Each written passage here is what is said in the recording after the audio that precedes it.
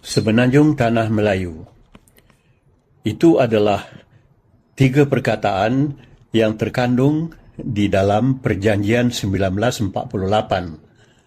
Sewaktu Perjanjian Persekutuan Tanah Melayu diwujudkan antara pihak berkuasa kolonial British dengan Raja-Raja Melayu susulan daripada gagalnya Malayan Union pada tahun 1945 menjelang tahun 1946. Berpaling kepada istilah Semenanjung Tanah Melayu itu, dalam perlembagaan persekutuan hari ini tidak ada mengandungi perkataan itu lagi. Barangkali orang Melayu tak terasa apa-apa. Barangkali juga Duli Yang Maha Mulia Raja-Raja Melayu pun terigau-igau tentang perkataan tersebut. Namun, ada satu perkataan yang masih terikat dengan nama Tanah Melayu, iaitu Kereta Api Tanah Melayu, KTM, yang diwujudkan semenjak tahun 1886 dan diperbaharui semenjak tahun 1992.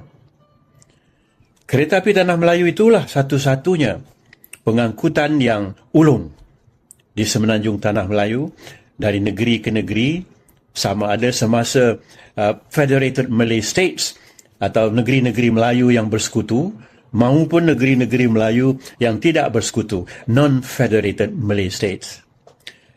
Dikhabarkan pada saat ini, kereta api Tanah Melayu itu sedang beralih tangan penguatkuasaan dan pemilikannya secara pajakan. Siapakah yang memajak bangunan indah yang berada berdepan dengan hotel station dahulu, yang berdekatan dengan Hotel Majestic sekarang? Diberitakan bahawa kononnya bangunan atau kompleks ini akan beralih tangan dan beralih pengurusan serta beralih transaksi oleh kerana ia telah pun diperbaharui dan dicat baru serta dengan beberapa perlambangan baru. Bolehkah dilakukan sebegitu? Satu-satunya entiti heritage ataupun warisan yang membawa perkataan kereta api Tanah Melayu itu diurus niaga oleh pihak lain tanpa satu pengumuman, tanpa sesuatu yang jelas.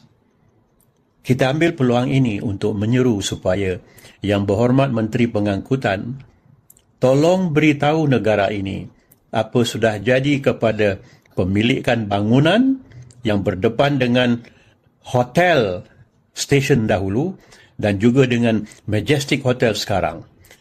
Kalau ia telah dipajakkan secara panjang, sila notifikasikan di bawah penceritaannya. Jika tidak, pihak-pihak yang ada perasaan berhubung dengan negara ini akan mengambil tindakan beramai-ramai.